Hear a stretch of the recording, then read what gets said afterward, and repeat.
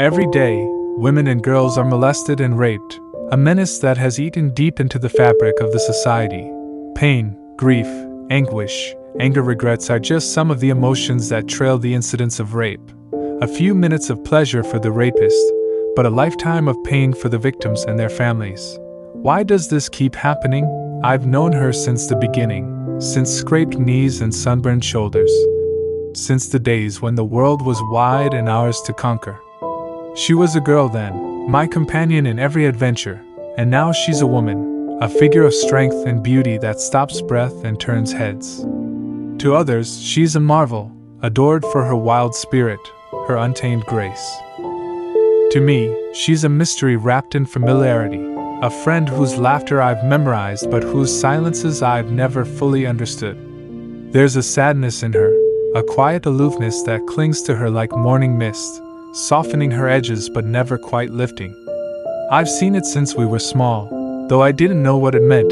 Those moments when her eyes would drift, her smile falter, her voice fall silent as if something heavy had settled over her. She's loved me deeply, I know that, but always with a distance, a part of herself held back, untouchable even to me. Our childhood was a blur of bright days and endless possibility.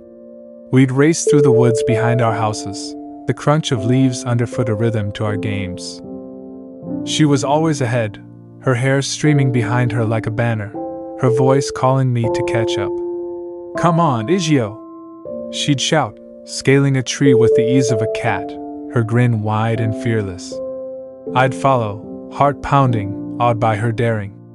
We built forts from branches and twine, pretending we were explorers in uncharted lands, and she'd lead with a certainty that made me believe we could do anything.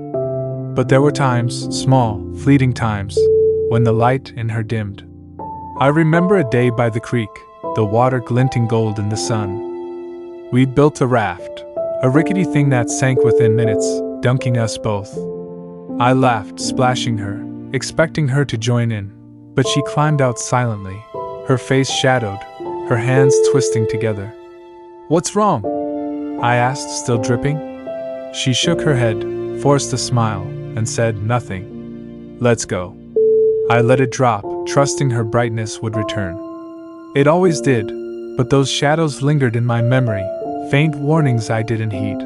Her love was a paradox, a gift given fully yet never wholly mine. I felt it in the way she'd sit with me for hours, listening to my childish dreams, her eyes warm and attentive.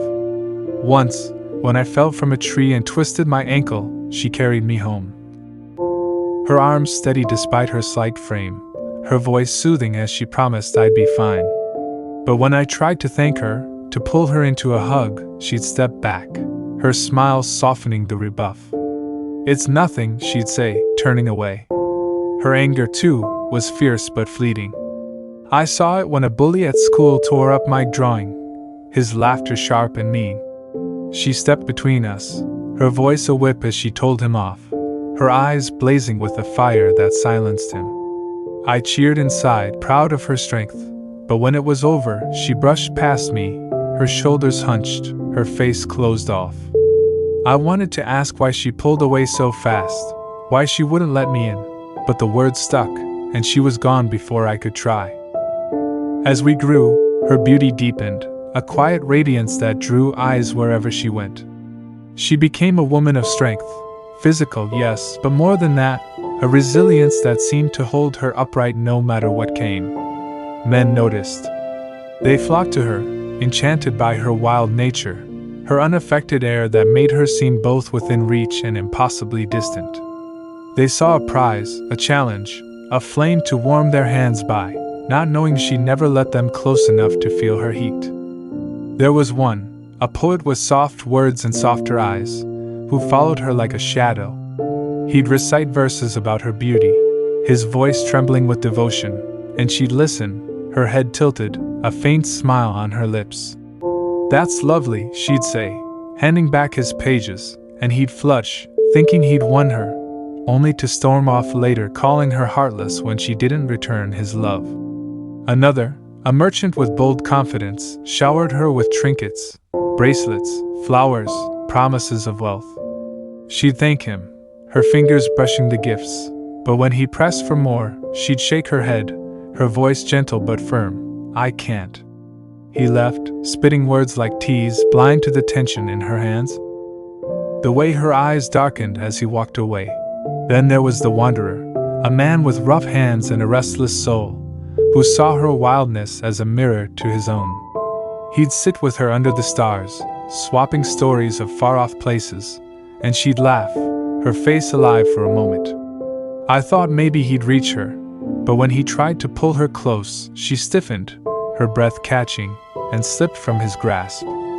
Don't, she said, her voice sharp, and he stared, confused, before shrugging and leaving her alone. They all came, one after another, drawn to her fire, her untamed spirit, and they all left, frustrated or hurt, missing the truth that her detachment wasn't cruelty, but something deeper. Something I hadn't yet grasped. It happened on an autumn evening, the air crisp and heavy with the scent of fallen leaves. We were walking through the park, our steps slow, her silence thicker than usual. A suitor approached, one who'd lingered longer than most, taller, with eyes that saw more than the others. He'd been patient, his pursuit steady rather than loud, and I'd wondered if she'd soften to him. That night, he stopped her, his hands reaching for hers. Why do you keep running from me? He asked, his voice raw, pleading. Do you even know what you're running from? Are you running away from something, or towards something else? The question hung between them, sharp and alive, cutting through the quiet. She froze, her eyes locking with his, wide and unguarded for the first time I could recall. Her lips parted, but no sound came at first, just a shallow breath.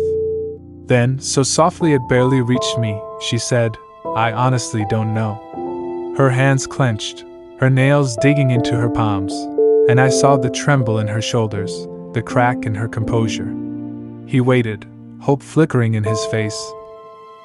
But she shook her head, her voice a whisper, I have to go. He nodded, his jaw tight, and walked away, leaving us in the fading light, the weight of his words settling over us like dusk. That night, on her porch, the silence pressed against me until I couldn't bear it. The question he'd asked looped in my mind, demanding answers I'd never sought. Why are you so cold? I blurted, my voice shaking with years of pent-up confusion. Why do you push everyone away? She turned to me, her eyes glinting with something raw, something I'd never seen before, pain, unguarded and vast. You don't know all of me, Igio, she said, her tone steady but laced with a sorrow that pierced me. I know you think you do. You don't know my scars. They look at me and all they see is a beautiful face. You don't know my pain, the things I wish to forget. Do you think I like being this way? Not being able to connect, to feel, to trust? Listen, it is what it is. I will tell you one of the things that happened to me years ago, and while it has been years and I have dealt with it, I cannot deny that it changed me fundamentally. I was raped once, then taunted by the guy and his friends. It traumatized me. Her words struck like lightning, searing through me. I stared at her, my throat tight, my heart slamming against my ribs. Raped. Taunted. The girl I'd known forever, the one who'd led me through woods and carried me home, had endured this, alone, silent, while I stood beside her, oblivious. My hands shook, my vision blurring as the weight of it sank in. Oh wow, I managed, my voice a broken whisper. I didn't know. It was feeble, useless against the enormity of her truth. She looked away, her jaw clenched, her eyes shimmering with tears she wouldn't shed. I've dealt with it, she said, her tone flat, distant again. But I can't deny that it changed me fundamentally. Shock swallowed me whole. For days I couldn't escape her words. Couldn't unhear the quiet agony in her voice. I saw her everywhere. In the child who'd paused by the creek, in the woman who'd smiled at suitors only to turn away. The sadness, the aloofness, the detachment, it all clicked, a map to a wound I'd never suspected.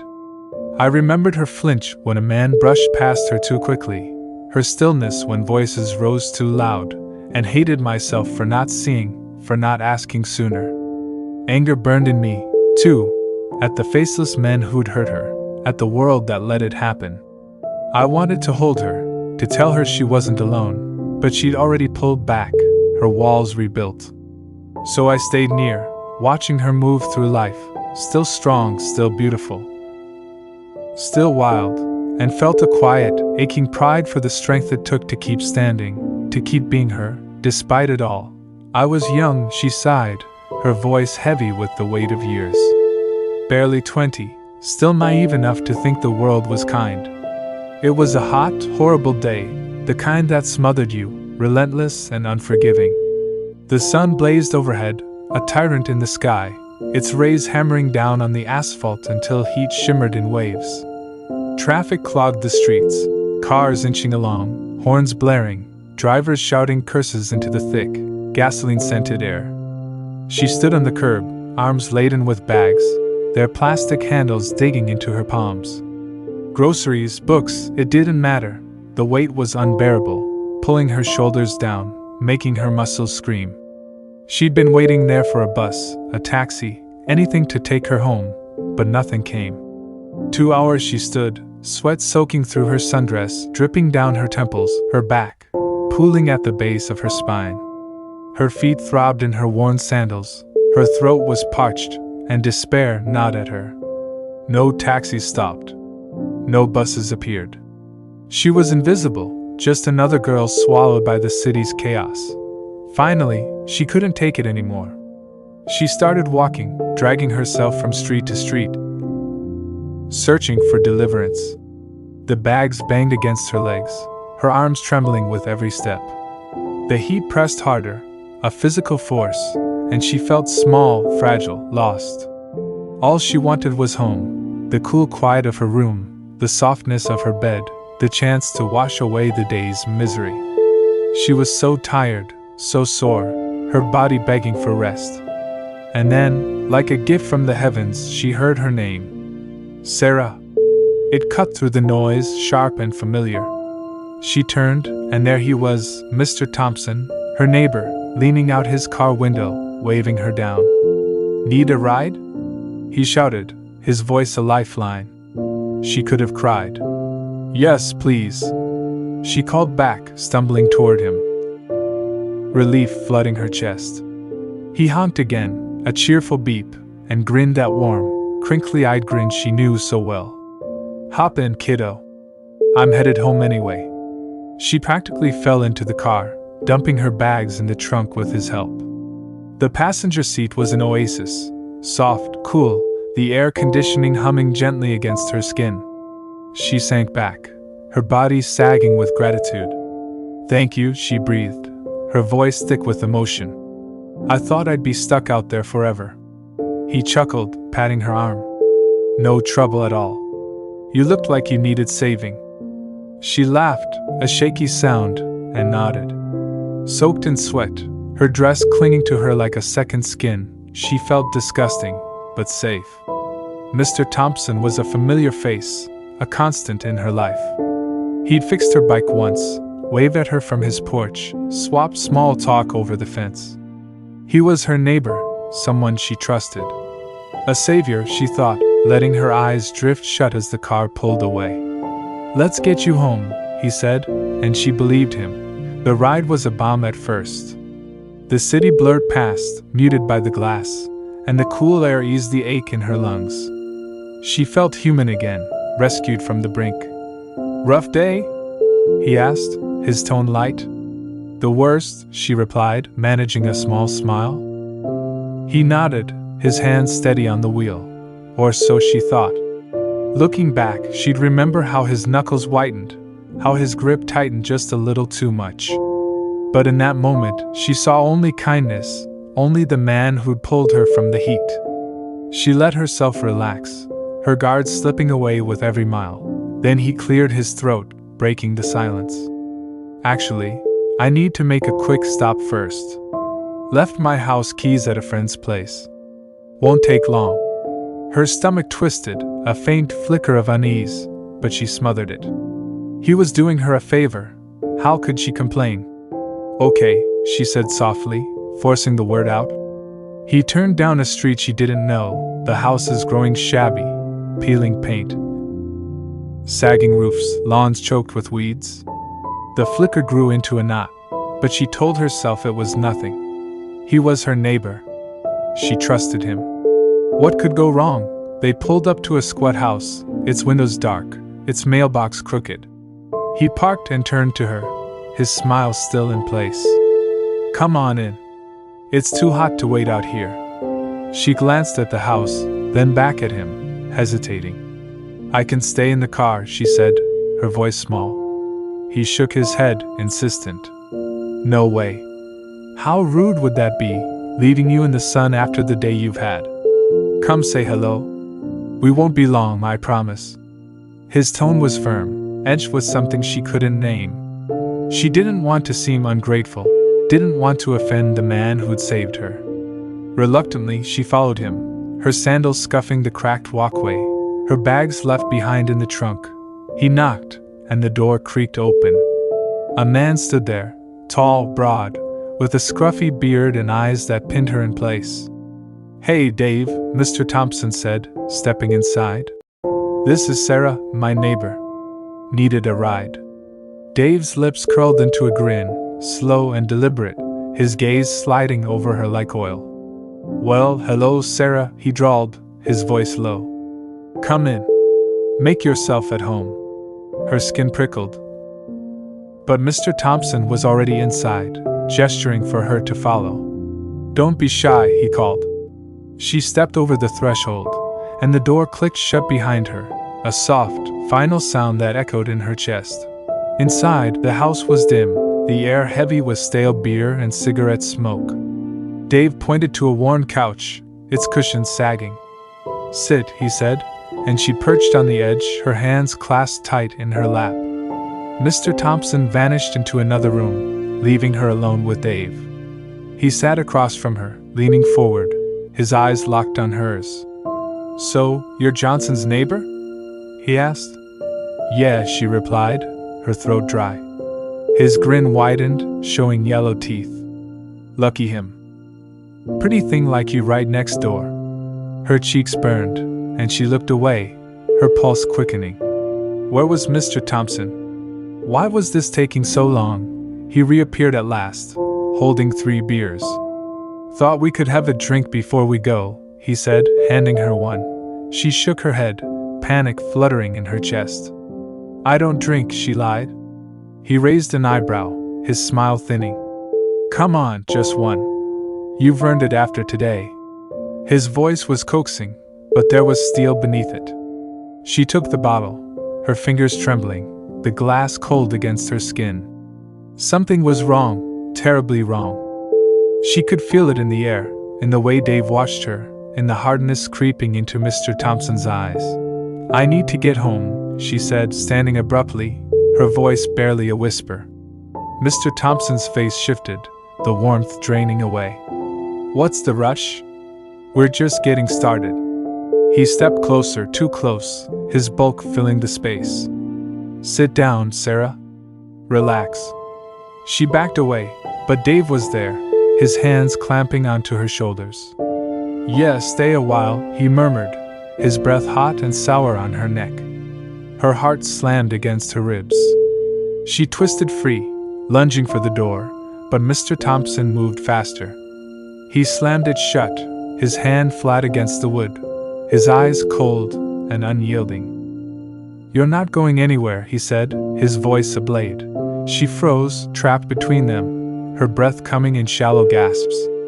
Dave's hand brushed her arm, and she flinched, her skin crawling. The world she'd known, where neighbors were safe, where gratitude was met with kindness, crumbled to ash. She'd been so grateful, so blind, and now she was here, alone, with no one to hear her scream. Whatever came next, she knew it would break her, scar her in ways she couldn't yet fathom. And as Mr. Thompson's shadow loomed closer, she understood, with a sickening clarity, that her savior had never been a savior at all.